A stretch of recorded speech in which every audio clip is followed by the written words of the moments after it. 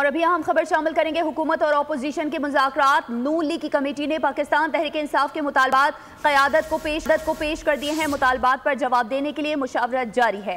हुकूमत और अपोजिशन के मुज़ाकरात के ये मामला नून लीग की कमेटी ने तहरीक इंसाफ के मुतालबात क़यादत को अब पेश कर दिए हैं, जबकि इस मुतालिक मजीद क्या तफसीलात हैं फ़हद चौधरी से जानते हैं। जी फ़हद, आगाह कीजिएगा।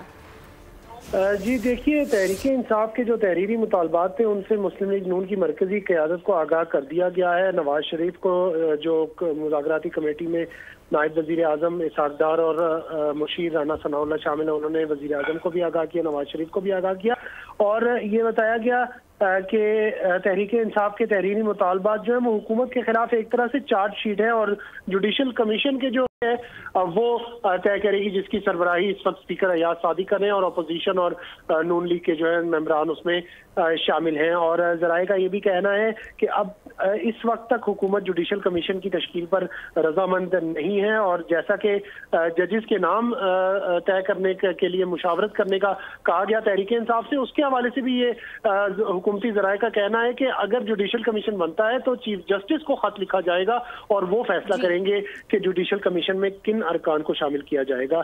जी ठीक है फ़हद चौधरी, आपका बहुत शुक्रिया। सब्सक्राइब करें और बेल दबाएं ताकि कोई खबर रह न जाए।